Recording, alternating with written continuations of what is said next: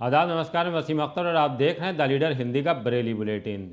सुबह और फिर शाम बरेली क्यों पहुंचे प्रधानमंत्री नरेंद्र मोदी, इस बड़ी खबर की जानकारी देंगे। इजराइल फिलिस्तीन के बीच चल रही जंग में एक सिपाही ने क्यों अपनी वर्दी दांव पर लगाई, वो कौन है और उसने क्या किया है, इस पर चर्चा करेंगे। उस लड़की की हालत बताएंगे जिसे छेड़छाड़ के विरोध पर ट्रेन के आगे धक्का दे दिया गया था और जिसकी गूंज सीएम योगी तक सुनाई दी।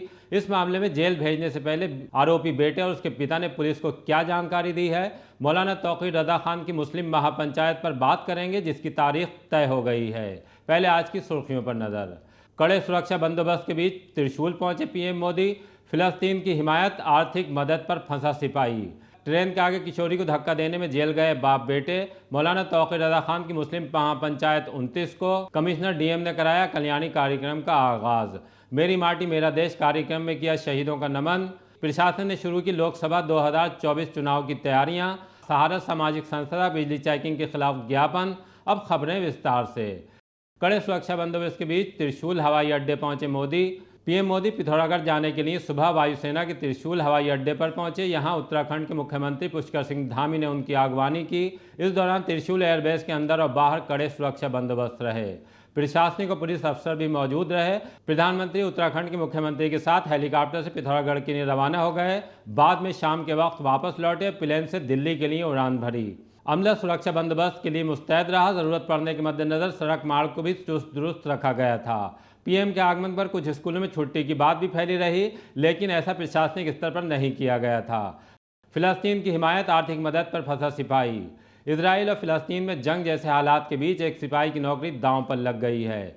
सोहेल अंसारी नाम के इस सिपाही की फेसबुक आईडी से पोस्ट डाली गई है जिसमें फिलिस्तीन की हिमायत करते हुए आर्थिक मदद के लिए भी कहा गया है। इसे लेकर डीजीपी को एक्स पर ट्वीट कर शिकायत की गई है। कहा गया है कि भारत इजराइल के साथ खड़ा है और सिपाही फिलिस्तीन का समर्थन कर रहा है। साइबर सेल ने मामले की जांच शुरू कर दी है। सिपाही की फेसबुक हिस्ट्री को तलाश किया जा रहा है, उस पर कार्रवाई की तलवार लटक गई है। ट्रेन के आगे किशोरी को धक्का देने में जेल गए बाप बेटे। सीबीगंज थाने के इलाके में लड़की को ट्रेन के आगे धक्का देने की दुस्साहसिक वारदात अंजाम देने वाले युवक और उसके पिता को पुलिस ने पूछताछ के बाद जेल भेज दिया। ये वही घटना है जिसे लेकर मुख्यमंत्री योगी आदित्यनाथ खफा हो गए और उनके संज्ञान लेने के बाद आला अफसर हरकत में आ गए थे। सीबीगंज इंस्पेक्टर, हल्का इंचार्ज और बीट कांस्टेबल को निलंबित करके विभागीय जांच शुरू कर दी गई। बतौर सहायता लड़की के घर वालों को 5 लाख रुपए दिए गए हैं। उसके बेहतर इलाज की व्यवस्था भी प्रशासन ने स्वयं की है। इस मामले में किस तरह क्या हुआ, पुलिस को पूछताछ में आरोपी युवक और उसके पिता ने सब कुछ बता दिया है। लड़की की हालत में अब थोड़ा सुधार हुआ है। उसका इलाज रोहेलखंड मेडिकल कॉलेज में चल रहा है। मौलाना तौक़ीर रज़ा खान की मुस्लिम महापंचायत 29 को। कई सुलगते मुद्दों को लेकर ऑल इंडिया इत्तेहाद मिल्लत काउंसिल के अध्यक्ष मौलाना तौक़ीर रज़ा खान मुस्लिम महापंचायत करने जा रहे हैं। इसका ऐलान उन्होंने पहले ही कर दिया था। अब तारीख भी तय हो गई है। ये मुस्लिम महापंचायत 29 अक्टूबर को दिल्ली के रामलीला मैदान में होगी। उसके लिए आईएमसी की तरफ से तैयारियां शुरू कर दी गई हैं। आइए आपको सुनवाते हैं कि मौलाना तौक़ीर रज़ा खान का इस मामले में क्या कहना है। असल में हम जो अपने देश में अमन स्थापित करने के लिए, बहाल करने के लिए फिरका परस्तों ने जो बदअमनी का माहौल देश में बना दिया है, उससे अपने देश को ठीक करने के लिए 29 तारीख को जो हम कॉन्फ्रेंस करने जा रहे हैं रामलीला ग्राउंड में मुस्लिम महापंचायत, उसके लिए बुलाया गया है।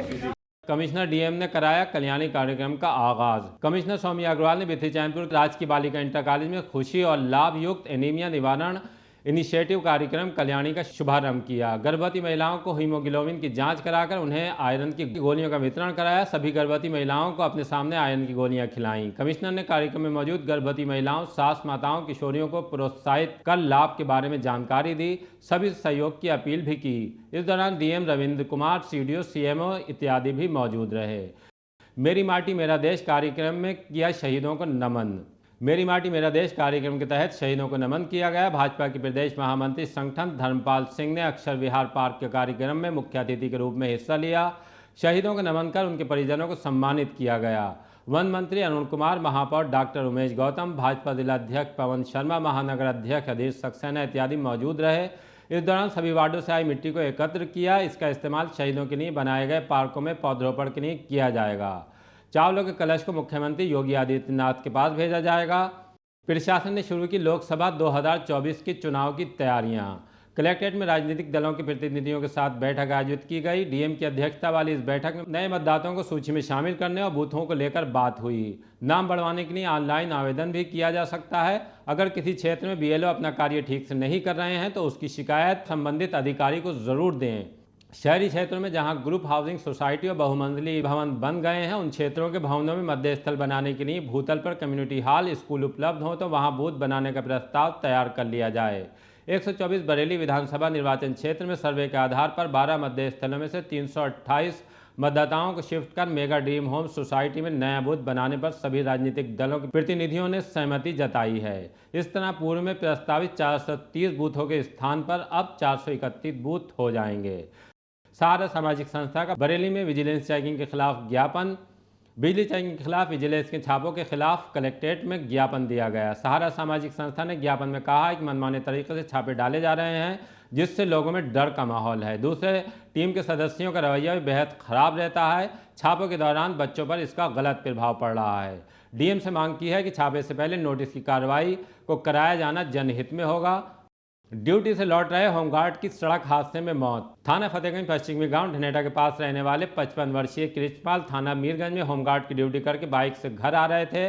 नल नगरिया के पास ट्रैक्टर ने बाइक में टक्कर मार दी, जिससे वो गंभीर रूप से घायल हो गए। पुलिस ने एम्बुलेंस से अस्पताल में भर्ती कराया। इलाज के दौरान उन्होंने दम तोड़ दिया। पुलिस ने पोस्टमार्टम कराने के बाद ट्रैक्टर ट्राली के चालक पर मुकदमा दर्ज कर लिया है। आज के बुलेटिन में बस इतना ही। इसी तरह के ताज़ा अपडेट जानने के लिए हमसे जुड़े रहें। अगर हमारे चैनल को सब्सक्राइब नहीं किया है तो हमारी गुजारिश है कि ज़रूर कर लें।